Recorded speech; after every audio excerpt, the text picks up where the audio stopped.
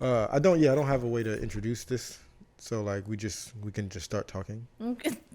If that's cool with you. Yeah, that's fine. I was asked about it, like, well, what is it going to be about? I was like, it's very conversational, surprisingly. Yeah. So, but it ends up with its own momentum and its own purpose, and Yeah. it develops from there. Yeah.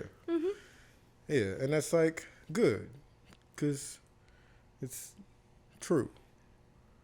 I think people don't really talk; they like to debate, and it's like, yeah, pose a little bit of something, and Yeah. then see how that goes, but not really. It doesn't always have to be like, oh, well, this is right and that's wrong. It's like, no, we got a lot of information we just don't actually include in many things in our day-to-day life. So there's And that. and there's also a compulsion to talk even if you don't know what you're talking about.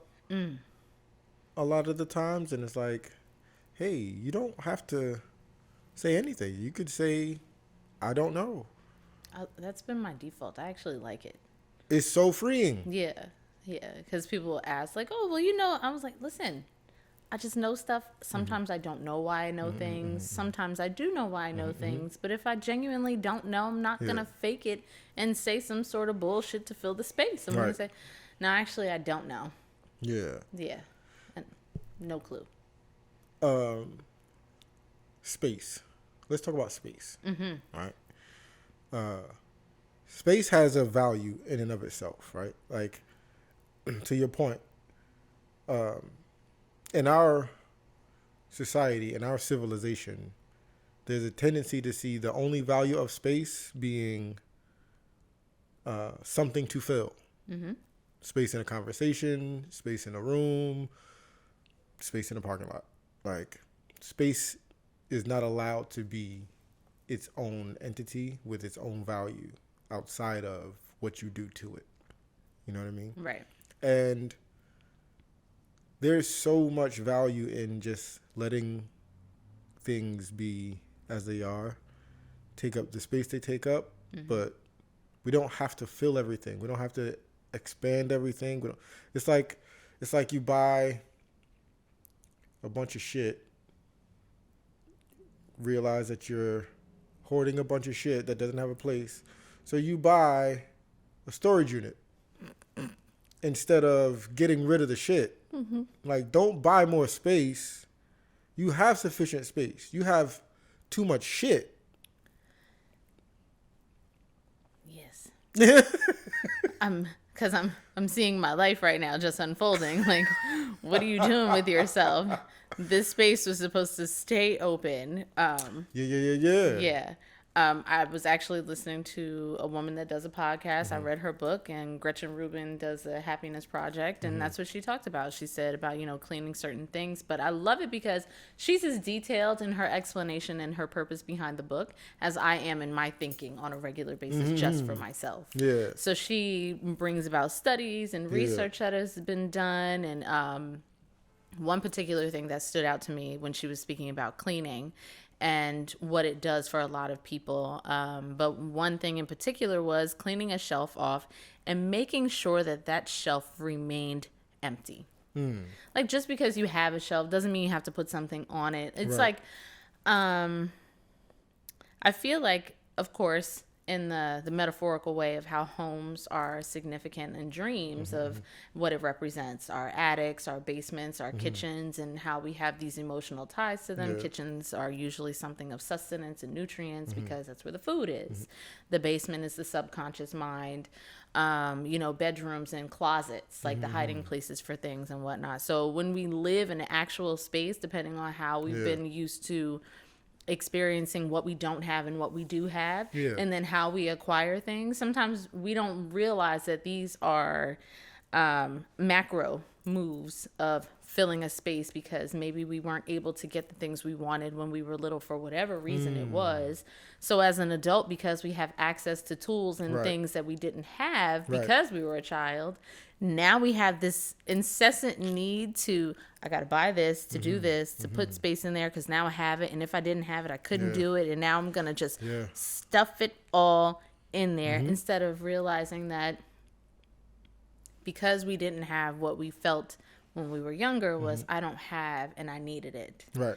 And for whatever reason, sometimes if we don't ever get to that introspection part of ourselves that realizes I'm not what my experiences were, they have developed me into a particular person. But if I don't have that realization that I'm my own person, aside from these experiences that I've had, we never really look at it more than that. Like, why do I live this way? I moved from a very small apartment with 5 people to a home. And this wasn't just overnight. This was gradual. And I have a lot of things. And I realized, how is it I ended up acquiring things that filled this home?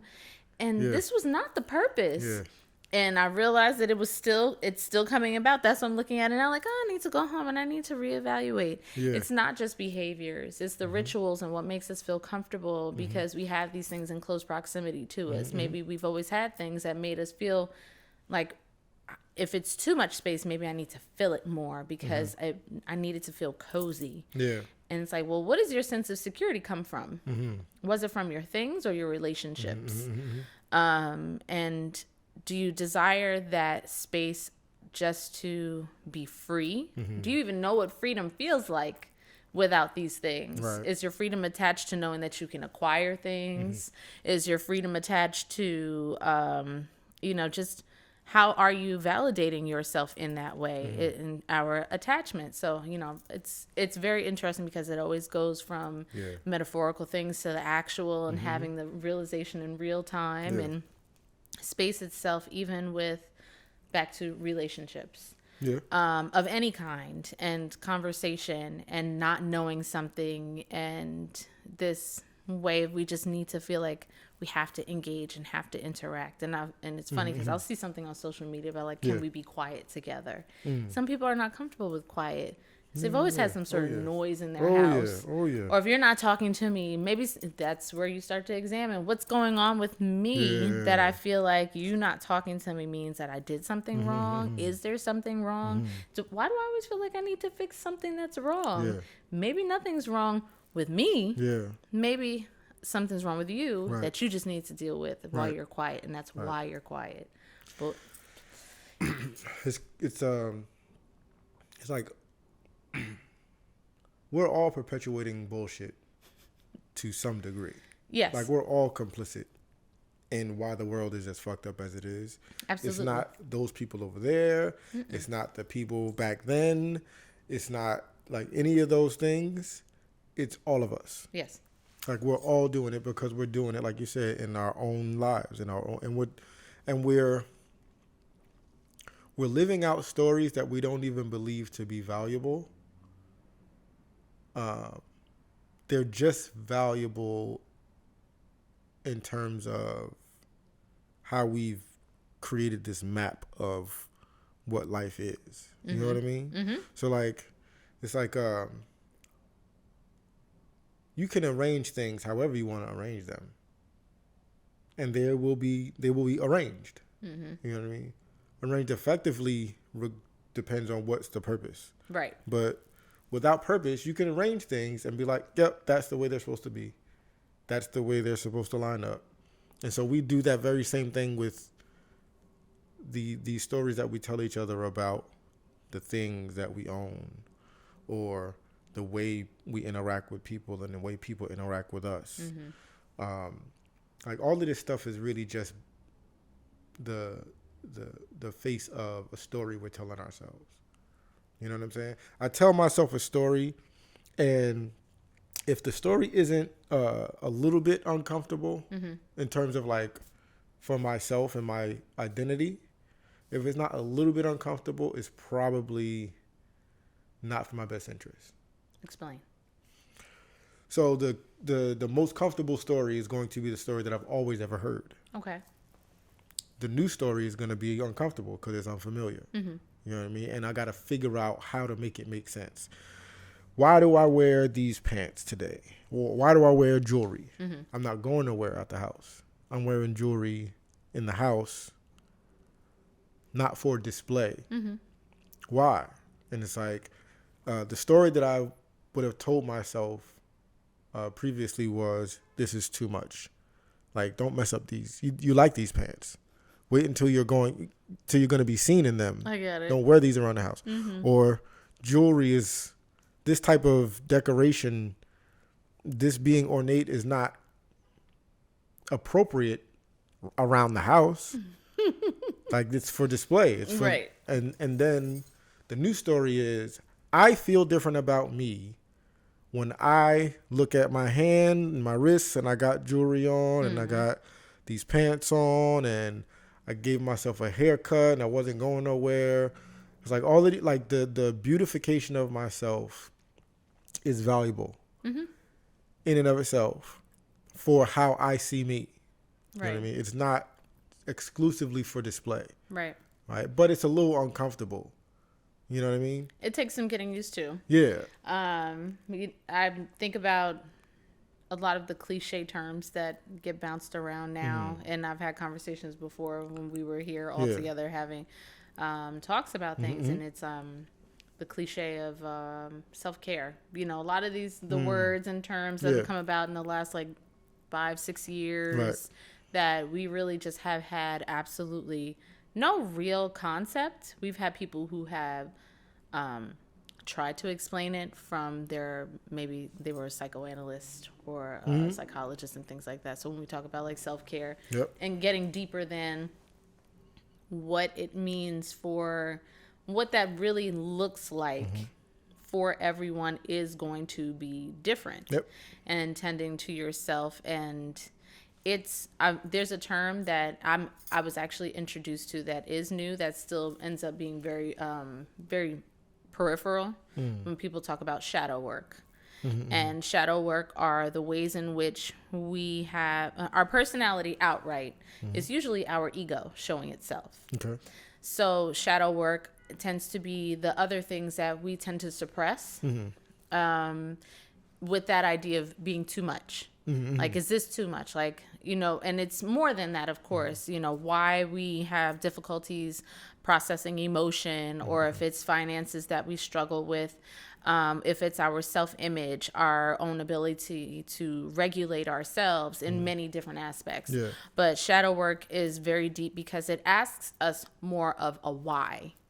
Why are we reacting this way if it's something we know ultimately on the outside we don't want to react this way anymore to these situations, but we do. So what is this that's triggering me? That's another term. And, I hear people kind of use it very flagrantly. I take it very seriously because some people are struggling in a real life. And just to pick up, same people saying, same as anxious or anxiety, my anxiety. And I feel like there are people who are genuinely having difficulties with these things, and we just use them as this is a trinket. My anxiety when I'm panicking or triggering, and it's no, you're not breathing. Number one. So you're suppressing your nervous system from functioning properly. So, you're saying these things and you're clenching and you're tensing and you're not actually just experiencing an emotion. You are getting wrapped up in this idea of not being able to function. And then there are some people who are genuinely in bed, cannot get out of bed because they're just overwrought with whatever they're experiencing at that moment. So when we look at self-care, it's cute to be self-care, did my hair and all that stuff, but really what you're saying goes into that. It's beyond the ego of I'm not wearing and doing these things for the reaction I'm going to get from others. I'm actually doing this because I enjoy this. And it may be uncomfortable because anyone else will see why are you so dressed up to be in a house? It's but I respect myself. I enjoy how I look and how I experience looking at myself. I've been looking at the terminology of vanity recently. And vanity tends to have this, it's not, I feel like I have to explore these words because we very, very often don't take it for the deepness of what language does for us. What things really mean, how we experience the meaning of those words when we don't know what it actually means, to be called conceited. And maybe you could have been a child that grew up with a person that was very concerned about what you look like going out. So they always made sure you were cleaned up, put together, well-fitting shoes. Your clothes were never wrinkled. You always wore something new. You never wore anything too many times. I wasn't that kid, but I like clothes. So I could be in the house and I would change my clothes multiple times. Where are you going? I don't know where. I just like to dress up. And that was it. But then you get older and you have everyone else telling you, why are you doing these things? Like, that's too much. Or it's weird. Right. And then you become an adult and I'm like, I'm not living in sweatpants. Yeah. I don't feel like I'm not. And don't get me wrong. Some people are sweatsuited out all the time. That's great. Some people are committed to their sweatsuits. There ain't no lint on those sweatsuits. Those sneakers are clean as shit. Everything is like a crisp white tee from right out the package. So there's levels to it. But taking care of yourself, it's I heard it one time and I don't know where the quote came from, but you know, dressing well is a form of self-respect. And I'm always fighting against the idea of what Western culture and white supremacy has put on us to look a certain way. And like you said about women's clothing, being tight and being uncomfortable, you know, what that means, because is it for the male gaze for women? And even for men, is it for the male gaze to be admired and have a man tell you, yeah, you know, he that brother's always this and always that? And it's like, honestly, I don't care, you know, and there's a level of that has to go away for you to just truly tap into yourself and see how you're genuinely comfortable.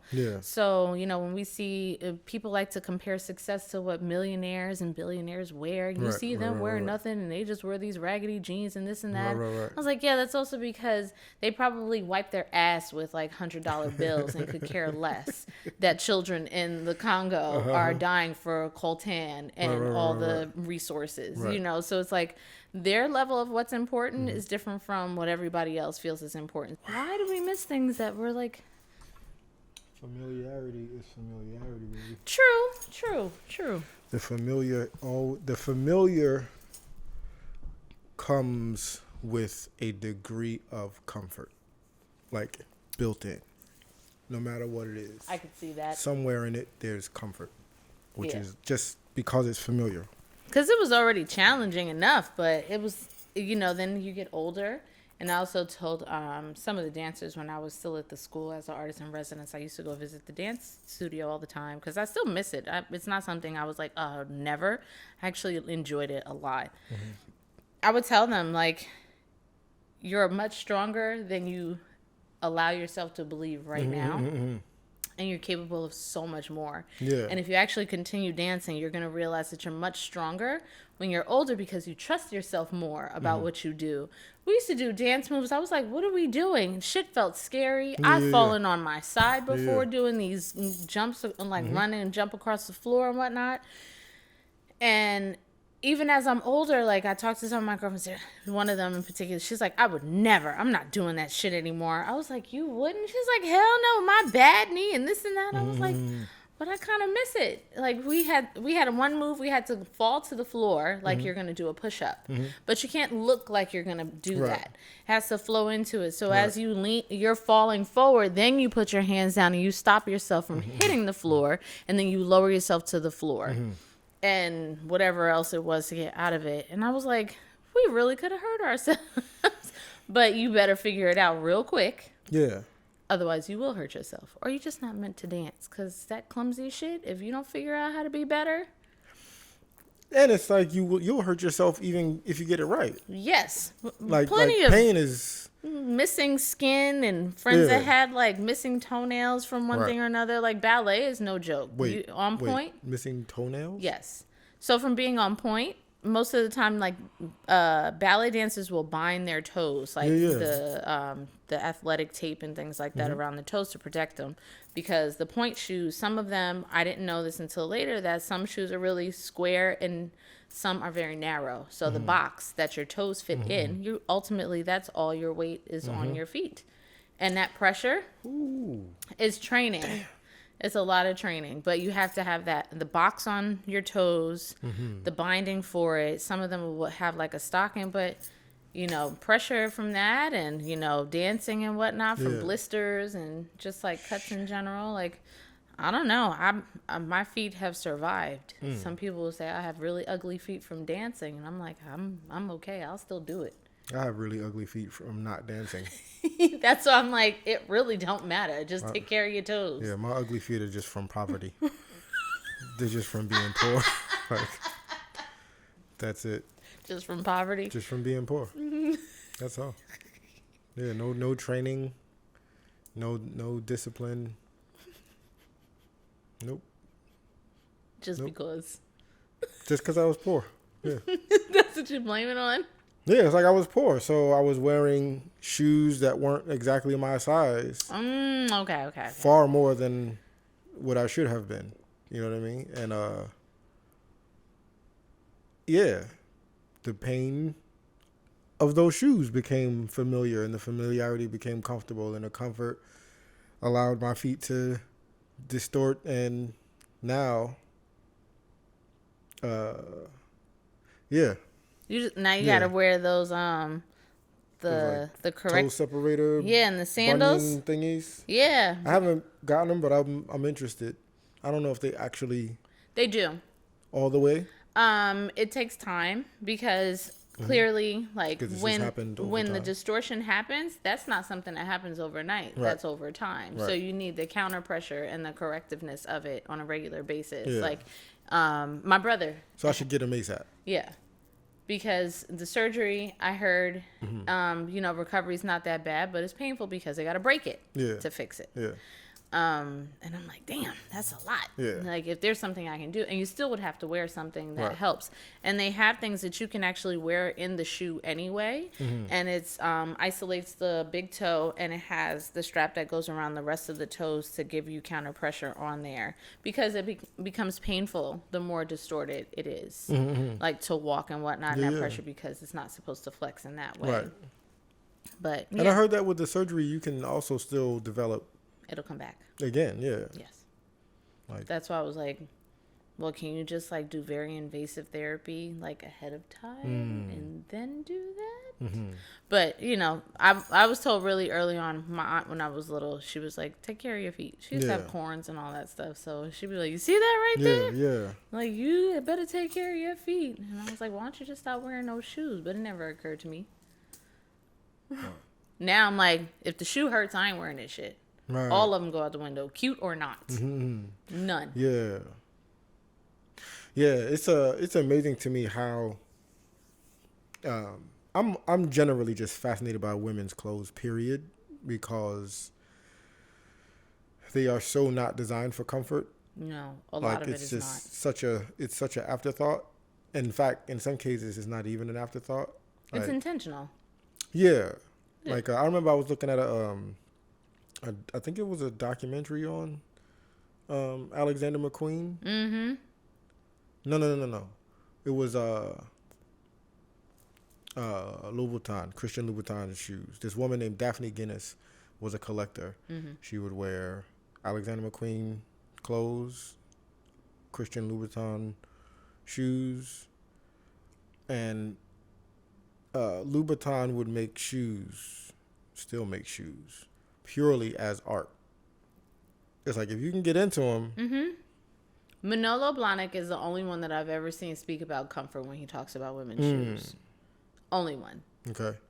Never anybody else. And then I'm fascinated by like the clothing. Like,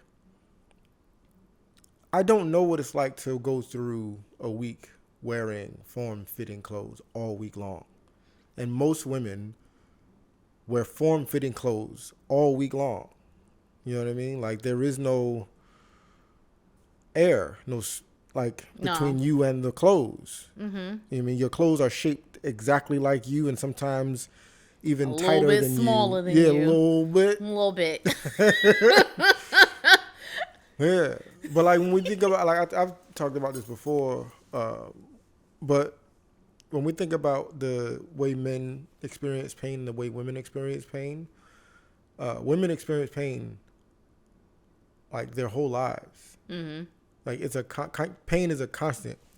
From the moment you have your first period, you're going to have a life of pain, right? Yeah. And then you may decide to have babies, or not decide to, but have babies, still. right? Yeah.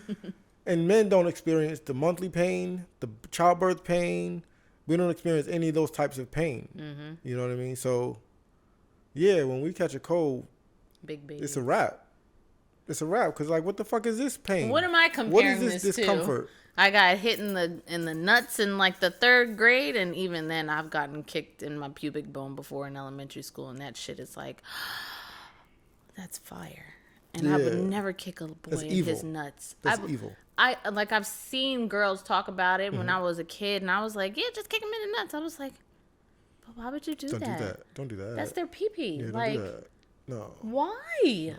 And now that I have a grandson too, if a bitch would, I'm coming to shake a little kid. You kicked my grandson in his crotch. Who told you that? What did he do? Oh, he took something from me. Right. I'm about to take something from you, a little strand of your hair, and put some shit in the jar, you little bitch. Take your little and toenails. your mother. Where's your mother? Oh shit. Put both of y'all in that goddamn jar. Mm-hmm. It's like, it's crazy. Yes, it is. I'm like, why do we teach our kids like this? Like, terrible. But I get it. Everybody's got different experiences. Yeah. But women's clothing, that shit is. So when I did go to school for fashion, we had to do the whole history of fashion. Okay. And that's when we found out about which is bullshit. But continue. Right, because it ain't start there.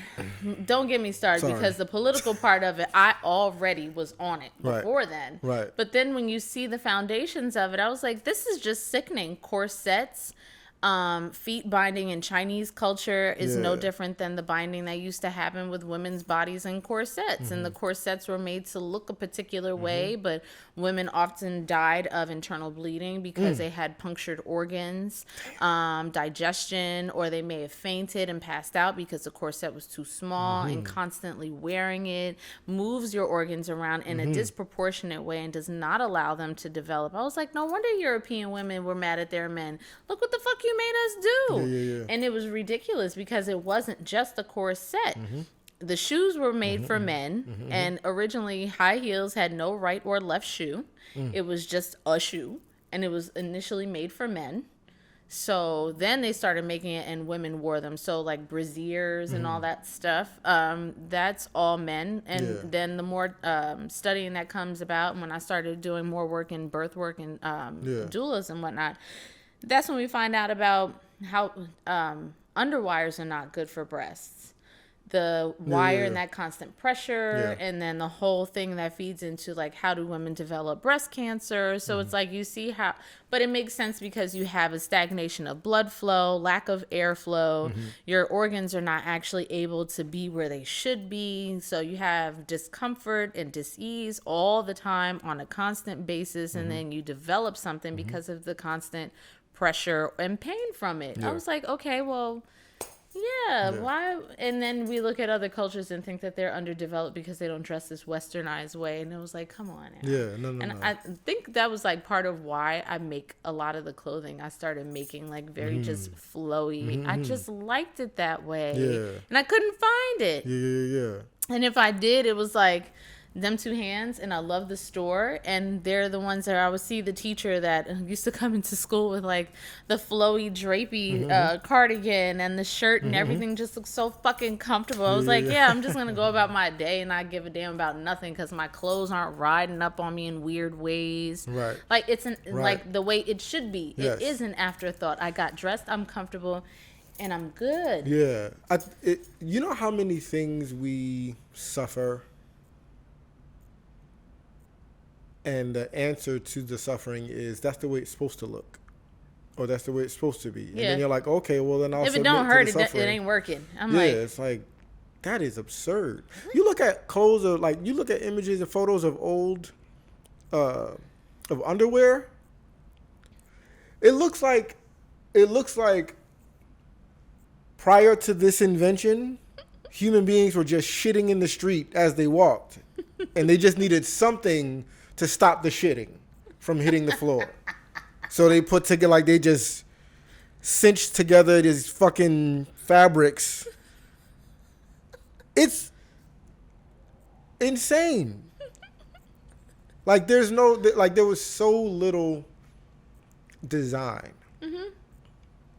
from an aesthetic point of view or from a utilitarian point of view to the like, and that's essentially the case for everything. Mm-hmm. Like anything that's new has the least amount of thinking behind it.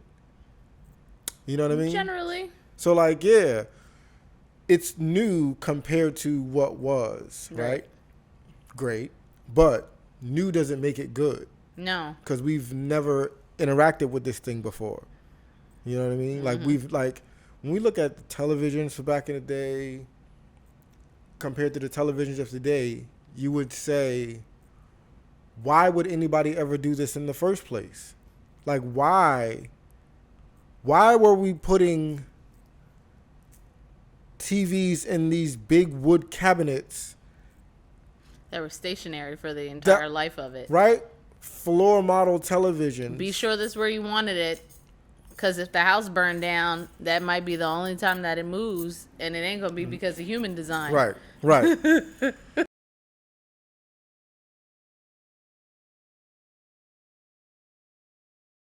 I adore Pastels. When I was a kid, I was just like, what is this? This is just bleh. But I realized that's what kid palates are. They're just like kid food. It's not mature enough to get it. Right. But as an adult, I came to appreciate. I'm like, oh my God, Pastels are amazing. When we were talking about it, and I really made them for the first time. With my best friend is one of 8, and all of us were in the kitchen helping her mom make them. So that was the first time I was exposed to the process and the steps of everybody making them and helping with their part. So like making the masa and like grinding all of the vegetables, and there's a wax paper, a banana leaf, a little bit of the achote oil to go on it so the masa, which is like the ground root vegetables, don't stick to it. Right. You fill it with meat that's been seasoned and cooked down in a pot and everything, and wrapped up, tied up really tight, and boiled in salt water. And it's amazing. And also, my brain is never just like, this is food, this is great.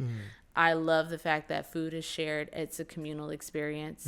Pasteles are not just a one-time thing. It's not like a nuclear family kind of thing. It's a community feeding because it's not just a little piece of meat. It may have been the pig that was raised for a couple of months to feed them at this particular time. All the vegetables that had to be grown and waited till it's matured, the banana leaves to be cleaned and prepped and things like that. Now we have the wonderful convenience of supermarkets. But like you said about having that real appreciation for that, like around the holidays, it gets me a little bit more nostalgic and sentimental in a way, because that's when I really do remember actual family getting together, whether it was like my immediate family or my wonderful family that had taken me in. So, I had the beautiful experience of roast chicken and ham and mashed potatoes and greens that I never wanted to eat because they have fat back in it. I don't eat it, never wanted it, but I can still pick a really good piece of fat back to cook some greens with. But will I? No. I loved fatback as a kid. I hated it. I hated all the oil that it left on all of the vegetables when you put it in the refrigerator. I was like, can I just have more corn or broccoli, please? Now it's like, give me all the okra. Let me have asparagus and Brussels sprouts and greens and cabbage. And that also, like, our relationship with food is very different too. So I really think, like, it comes back to what I mean about success. That we all have to look at our own evaluation and what we really do deem as successful, because it's also identifying what is valuable to us. I know you had mentioned before about, giving praises now, because I don't want that later on. I've been to too many funerals for people that I absolutely adored, that helped to cultivate my experience as a woman, as a teenager, as a child growing up, and knowing what community looks like from a broad sense. And thank God I have not had the experiences that a lot of the stories I've heard of abuse that friends and family have had to go through. I know that when I would tell stories like that about how I didn't get a whooping or a beaten with a switch, people would look at me like, oh, you're spoiled and this and that. And I was just like, no, I wasn't. Like, if I tell my story, you tell your story. It's not whose scars are deeper. It's you got some shit and I got some shit. But I always had a certain way about how my shit was happening. Yeah. I took it really serious for a long time, and then I also realized like I was loved. Yeah. And when we look at later on about success, what was really important, Right. and it was to be loved and loving without conditions. And I have much more patience for our elderly and our young people. That middle ground is a bitch. Because I'm like, all of you in the middle, y'all need to get it together. Yeah. The older ones I can probably understand, and that even is subjective. But our younger ones, like, no one fends for our children. You know, not in like the way we need to advocate for our kids to be supported, to be loved, to be safe. Yeah. I'm not saying coddle them. I'm actually saying expose them to all the wonderful things in the world. How to take care of themselves, how to like look in the mirror. Like, what do you see when you look in the mirror? Not what I tell you. What do you like to wear? You like to wear orange? Every time you go outside, go find an orange t-shirt, orange socks, orange pants. You want to wear that color from head to goddamn toe because you love how you feel in orange. Wear orange. Like, we don't have enough encouragement, so it's like we grow up as adults claiming and clinging to other people's stuff, success, and what that is valuable to them. It's like, but what's valuable to you? Yeah. There's like there's that, and none of us are the author of these fears and these ideas and these limitations. Like, we were all handed them, and we're all handing them down. And it's so sad, I think, that in the conversation of parenting, people are demonized for not passing down pain. Yeah. You know what I mean? And I remember, like, I didn't have an issue with whoopings until my kids were like, I think my daughter was 5, and actually Damon Dash. I listened to a conversation Damon Dash was having about how he never hit his son. You know what I mean? And it got me to thinking, like, A, we get the idea of that corporal punishment from slavery. White supremacy. That's not even that it's not our culture, it is not human. No. Because what it comes from is about domination, a dehumanization, and pain. Yeah, right? And 2, I can recall the feeling of when my kids were young and they did get a spanking. The few times that they ever got a spanking at all. And I can't say that I wasn't angry. And so I never want to hit my kids when I'm angry. And if that's part and parcel of it, then I just don't want to do it at all. Like, and the anger could come from wherever the anger comes from. Right. But chances are anybody who's gotten a beating or given a beating, we can call it all types of loving discipline and corrective and all those things. Yeah. But it's it came from being either afraid or angry. Yes. And I just don't want to have those type of interactions and exchanges with my kids ever. No. You know what I mean? Yeah. And, parenting is serious because specifically that. Like, I felt terrible that I didn't get into Bell Hook's work before she passed away. But something was like, stop waiting. I don't know what you were waiting on. And when I started reading her work, all about love, and then I started incessantly listening to any sort of conversation she had with the new school and whatnot,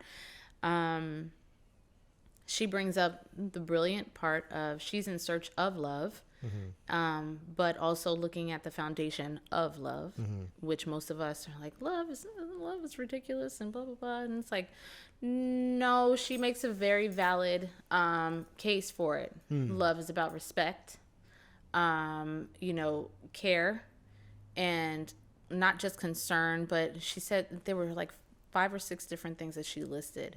Not one of them was, I'm going to beat you and I'm going to tell you I do this because I love you. Right. Because those things don't go together. Right. This is not about respect. It's not about care. It's not about support. It's about you did something and I'm going to use my power over you to show you that don't do it again because I said so. Not because I love you, not because I have high expectations of you, not because I know you're capable of better or more, or I was disappointed, right. you know. And what she makes the wonderful argument for is that so many of us have been raised in dysfunctional love and told to call that love when in fact it was not. Yeah. So what happens with children? They only can display what they have been taught. Yep. How come we end up in dysfunctional relationships? It's not, and I'm never going to be the one to say it's an absolute, that this is exactly why. It's part of the reason. You have someone that hurts you physically, emotionally abusive to you, verbally abusive to you, but I do this because I love you. Right. Or I do that, I care about you. You've got food on the table, a roof over your head, and clothes on your back. So don't you see that I love you? But when I'm beating you, or if I'm saying something to you that hurts me deeply to my core as a child, where all I want is to please you as a parent, that's not love. You can't call it love if you wouldn't do it outside of this context. And that's the thing. Like a lot of us do these things and still feel like that's not that bad. This is, I've really started to see like the correlation about domestic violence and our foundations of when we're taught dysfunctional love. Of course, we've had stories of women who have talked about people that have not been this particular way when they were establishing their relationship. Initially, something happened and then he was a different person. I get that. But there are also things where I see it where it's like, we see the red flags, but how are you going to identify red flags when everything in your house was a red flag? Yeah. Everybody that arguing, cursing at each other, talking down to one another, backbiting, not really being supportive to you, lying to you because I love you, I want to protect you. All these things that we tell ourselves later on as adults to like justify what we do to our children and in our relationships. I didn't tell you because I was scared it was going to hurt you. Right. So you lied to me? Right. For real? Like for decades? Yeah. And that's never really the reason. No. It's also very selfish. But also you like what I've had conversations so many times about it that I no longer get upset about these things not being, we're adults, why don't we realize it? Because it takes a certain amount of self-held accountability for what you no longer want for yourself. Yeah. But you also have to be able to see yourself outside of who you have been and how you have been operating and the things around you, and are they actually working for the things that you say you want, the things that you say you need, the way you feel about yourself. Like they don't go together. You're literally the term cognitive dissonance. And it's what you say and what you do are two different things. And then after a while you're like, wait a minute, so how do I fix this? But you have to have a certain amount of realization that this is not working. And I don't think that there's I can hope that happens for many of us, but I'm no longer going to be upset with like family members that don't get it, friends that don't get it, people that I come in contact with in any type of aspect of work, travel, whatever it is, that don't get it, because that's not for me to try to pull you into my experience, because trying to pull you into my experience pulls me out of who I'm comfortable and happy being. I'm not doing that. Because that's not, I can't operate, like you said, I can't operate from that space. I'm not going to beat my child out of anger. Right. I don't want to try to convince you because I'm frustrated with you. Because nobody's going to hear anything that way. And that's whenever we're in those, whenever I see somebody snap at their kid or like anything like that, yell, raise their voice at their kid, like all those things, it's like they're just indication that you didn't have the tools. It has nothing to do with what the kid did or said or didn't do or say. Nope. It has nothing to do with anything other than you don't have the tools for this moment. So you're going to turn it into a nail because all you got is a hammer. Right. You're the one that's wrong. Yeah. I'm right. Yeah. And like, it's unfortunate because it's like, as parents, we have this responsibility to lead, right? Mm-hmm. But sometimes we confuse what leading means. Like, we think leading means, and this is not just as parents. Being this a is tyrant. all over the place. So like, we can, but we also confuse it with having the person that has the answers. Mm-hmm. Like the leader is supposed to have all the answers. And I told you, I don't know. And it's like, yeah, we don't have all the answers. We just don't. And that is still an opportunity to lead. In fact, we are still leading. Yep. When we don't have the answers. Now, what we're leading our children or, each other to is either understanding or further chaos and dysfunction. Mm-hmm. Like, I'm going to lead you to chaos and dysfunction if I yell at you, snap at you, hit you, because I don't have the tools to either to provide understanding. Mm-hmm. And even if I don't, I worked as a bartender and whatnot some time ago, and one of my managers said something that was wonderful that I have taken with me ever since. We used to have inspections that corporate would send to see our cleanliness and all these things, and we get a rating afterwards. And these were the questions they're going to come in to ask you. Mm-hmm. And people would get really nervous about it. And what she told us was that when they come in, and if you really don't know, you draw a blank, or you genuinely don't know, don't tell them, I don't know, and just shrug it off. It's, I don't know, but I know where to find the answer. Mm. And that led me to the things that we need to critically think more often for ourselves. And that was part of it. Yeah. With parenting, with my own, because I can't speak for anyone else, because people are very sensitive about their parenting. Mm-hmm. You don't want to feel like you're doing something wrong. Who are you to tell me about my kids and things like that? But I realized that if I don't equip my children with the capacity to, mom knows a lot of stuff and she doesn't know this, but what she did tell me is we can go look for the answer together, or you can go look for it. And these are the things that I have picked up on what you asked me in order for you to go and look up any sort of answers that I know I don't have. Yeah. And that keeps it where we don't have, it's not a hierarchy. It is to a degree, but I realize that parenting is a very delicate play on your personhood and you being a mentor, you being a guide, you being supportive, and all of these things are always fluctuating at their capacity from time to time and year to year, day to day. Yeah. And what I was seeing is that if I don't do this for my children, they're always going to look at me to figure out those answers. Mm-hmm. And if I don't equip you with your own sufficient mind of questioning things for the truth, for answers, for more relative information, I'm handicapping you because you won't go past that. Right. And even if I don't know, I'm going to genuinely tell you, I don't know, but these are the things I do know. And this is what happens when I need to figure out something that I'm not sure of. So if I don't do that for you, you're not going to be an inquisitive person. Right. Someone can tell you something and they don't know, and you just take that answer for what it is. Right. And in reality, there's always more. Yeah. There's always more information. Yeah. There's always more to find out, more to figure out, more you probably could have. And what do we say when we're adults? If I had only known. It's like, well, I want my children to always ask. Yeah. And always get further than my own, I don't know. Yeah. I remember having this realization years ago. I had been married and a father already. And I remember, I think my friend, or this guy that I knew, was about to have, his wife was about to have their first baby.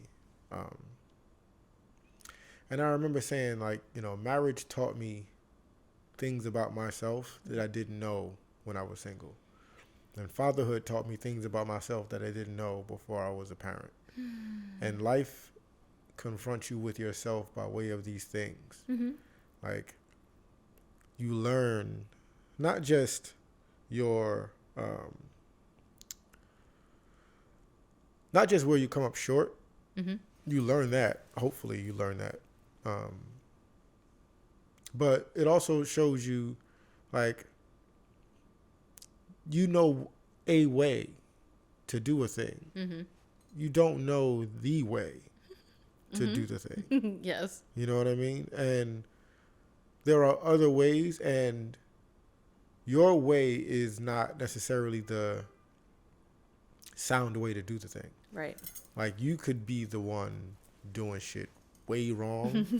Yes. But it's just, I don't know. as any far as other us way. Glovers are concerned, this is how you do such and such. Yep. You know what I mean? And then you know, you see something else and it's like, oh.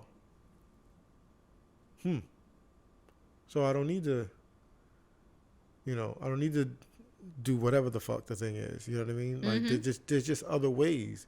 And the other ways also show you other results. Right. Like, the other ways show you results in categories that you may not have seen results the way you do it. Right. You know what I mean? But it's like, there's just so much more learning to do. But by the time we're considering ourselves adults, we are so fucking happy to not be under the thumb of parents anymore and teachers anymore and grown-ups anymore, that we just jump out. Like, we jump out into the world off of a fucking arbitrary number, off an arbitrary age that says that, you know what I mean? I'm an adult now. That you should know better. By this number, you should. And it's like, well, that's not sound at all. That's stupid. Yeah, I specifically that. Yeah. Last night with a conversation with a really wonderful brother that and I told him, I said I could only hope and wish because I know it would probably not happen, that intelligence and wisdom were indicative of one another. But I know that's not possible. I know that's not always going to be the thing, and that the people that are, and we were talking about like government, and when we talk about it as far as age, when we look at our people in our society and our immediate peer groups, we could hope that our elders by number are going to be wise or intelligent. Right. And that does not quantify elders. Our elders are wise, and they may not be highly intelligent, but their wisdom surpasses any sort of book knowledge that we could have acquired, because they've realized how to pull all those things together. So when we look at it, it's like, I wish wisdom and intelligence were indicative to one another, because we need it. Yeah, intelligence just is. Like, intelligence is, at least the way I see it, the intelligence, everything has intelligence. Whether you want to call it, what is it, when we have our primitive ways, our, oh my God, I'm at a loss for a word, and it's literally at the tip of my tongue. Our instincts. Yeah. Primitive intelligence. Yeah. But wisdom takes into account the landscape. You know what I mean? Like,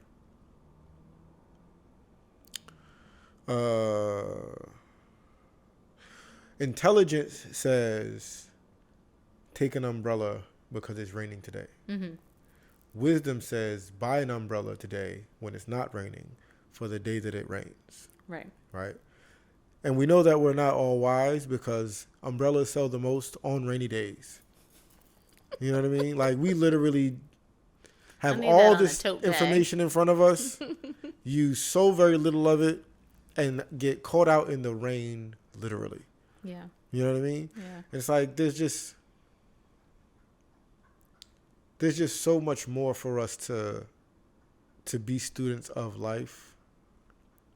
Like you're never not a student of life. No, and like, it's you could be a bad student. I was like a C student. I don't even want to know what the report card says. Sometimes, and then it was like a D sometimes, and then the other grades, I was like, how did that happen? And then I wonder, like, there's certain things that honestly I think about, and I'm like, does it even matter at all? Like, is that grade even valid? You know how like in school there's certain, you can get graded on a thing, you can get graded. We know that the SATs are culturally biased, right? Yeah, and I hate it. We know that. So the number is to a degree invalid, right? Mm-hmm. And in life, there are certain things where, like, whatever we would have been graded or judged in X scenario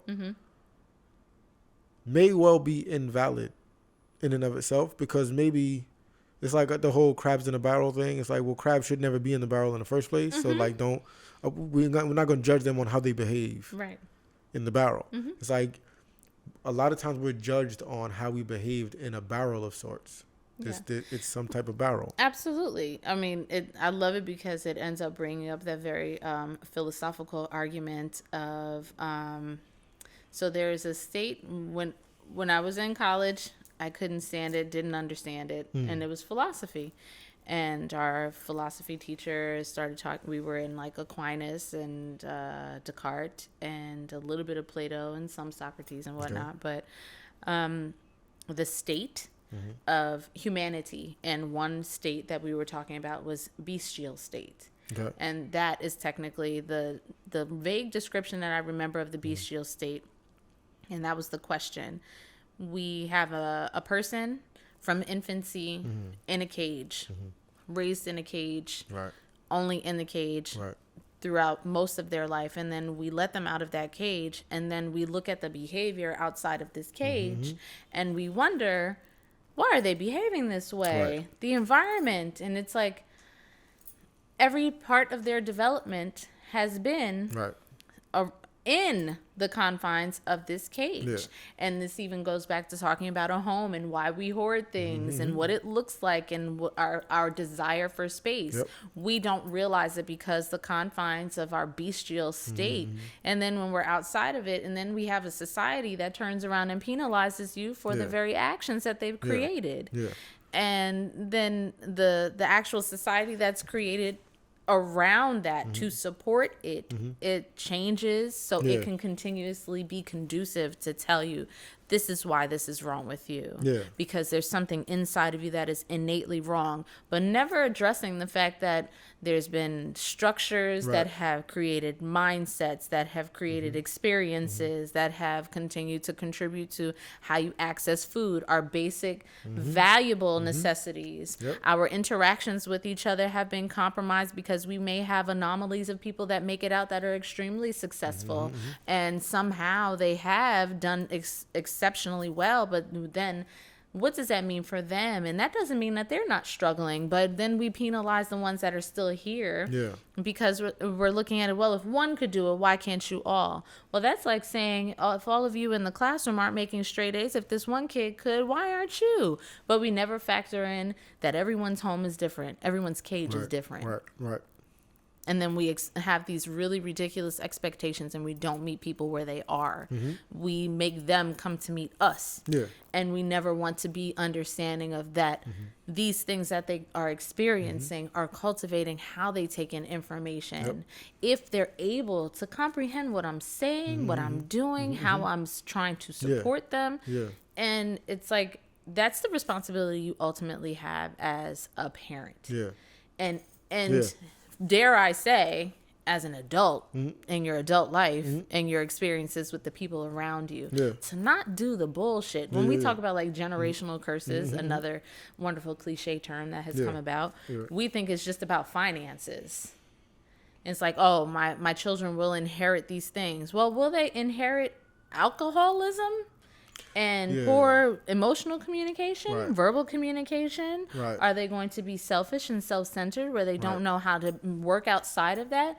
Are they going to be so focused on their career to make sure that they break the financial generational curses that they never acknowledge the fact that most of the time kids don't give two shits about the money you have, but the time that you spend with them and the quality of that time that you spend with them? You know, so it's like, it's a constant to and fro between all of those things. And it's a lot, because then you may feel like, well, I'm not you. I know myself. Feeling like you go through these things alone. And it's really that everyone is actually just growing in very different ways. Yeah. And it's okay. And just sitting down and being yourself. Like, we're talking about work and just being okay with, like, you had this epiphany of how grateful that you are for very basic things to other people. But that shit means a lot to somebody who knows that is a lot. That's all I could probably ask for. And the capacity to do these things and actually enjoy them and be present with that. I sat on my floor like maybe 2 weeks ago, had this awkward mixed up emotion. I learned that it's not about trying to get up and do something to get away from the emotion. It's not about the distraction from a phone to a hobby to work. It was sit with it. Most of us are trying to mask our emotions and don't want to deal with them. So we find other ways of coping that are not healthy because we're not ultimately facing it. And I told you, like, that's also part of the term of shadow work. I wanted to sit within it. And sitting within it was, I was crying because I was frustrated about something. But then I realized that my frustration was with myself. And that it's always go, go, go, go, go. Do, work, do, move, do. Always an occupied state. Never just, I'm just going to sit. And not just sit to do nothing, but just sitting in my stillness with myself, feeling completely whole of, I don't have to do anything. Like, I'm exactly the way I am at this very moment throughout my entire life. I've always been this whole little complete sphere. And it was never, if you did this and you do that and you work and you provide and you talk and you support and do all these things and be everywhere all the time, it's like you're literally just, it in my mind, like I get these images that come up for me, and it's like you're like this spread out, like there's lines of light going everywhere for all you're interacting with, and you don't even realize that you're just everywhere all the time. So when you come back to this state of being, it's uncomfortable in that way, like you said about the discomfort of the story we would tell ourselves. And it was just that you just sit with that, and that is totally enough. We feel like this demand because of what's been put on us. And it's like, it's always so weird because you know how much, our family worked, our people as a whole, that we've always been busy. We've always been occupied and tired. And always been. Oh, you're good. And always been,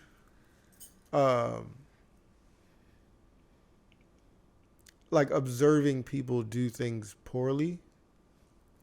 But as children, we don't know that they're not doing it well. You know what I mean? Like people who work to make ends meet and don't try anything else to create financial safety and security are doing it poorly. You know what I mean? Especially today. Like, we can talk about pre-internet and judge that by a whole different criteria. But today, I can sell a thing right now. Like I could sell these pillows on Facebook Marketplace today. You know what I mean? The question becomes, are these pillows more valuable to me than what I could get for them? You know what I mean? An attachment to it too. Right. So then it's like, okay, well, look around the house. And how many things aren't more valuable than what you would get for them? How many of these things am I just holding? And it's like, if somebody were to give me $5 for that, it would be worth getting rid of it. You know what I mean? Because I don't see $5 of value in that thing otherwise. Right. So fuck it. I want to share this so I can get it off my chest before we wrap. Right. Part of yesterday's amazing day. I was in the gym, right, and I decided. Do you remember Paul Simon's Graceland album? and he went to Africa and did a concert. Yeah. Yes. Right. Yes. So my mom loved that concert when I was young, and we'd watch it. I'm pretty sure that's something that made it to like a VHS recording. Like we recorded that. And be quiet. Don't press pause. Right. But I'm in the gym and I decide to play the music from the concert in the gym. Right. Like I'm just interested in different impulses. Like I like music, but I like podcasts and talk, and I like just sounds and whatever. So I play this music, and it's just very enjoyable, right? Because it's obviously Paul Simon, fantastic songwriter and musician, right? And Hugh Masekela on the trumpet, and Ladysmith Black Mambazo comes out. Excuse me. And they sing this song before they do Diamonds in the Soles of Her Shoes. And then the song is playing, and I just have this thought of, in my life, I'm doing a thing. The thing I'm doing is being Tayshawn. Mm-hmm. Like, that's what I'm doing in life, right? So at some stage that looks like this, and at some stage it's going to look like a whole other thing, right? But I'm being Tayshawn at the core of it all, which is why I shouldn't do certain things, because that's just not me. You know what I mean? I should not do certain things because that's not Tayshawn's things. You know what I mean? So, all that to say, there's still such like holding myself back in certain areas. And I had the thought of like, man, what if as an exercise, if I visualize all of my ancestors. I've never met anyone past my grandparents on my mother's side. I never met my grandparents on my father's side. And my great-grandparents were dead by the time I was born. Right? And I've never seen pictures of anybody prior to I don't know what my paternal grandmother looked like, my paternal grandfather looked like. Okay. I've never seen a photo. You know what I mean? But if I just visualize every single ancestor of mine walking with me as the army that they all are in whatever effort I'm engaging, whatever I'm doing with my life, particularly the things that I don't have the confidence to do to the extent that I know, or to the extent that I see them being done.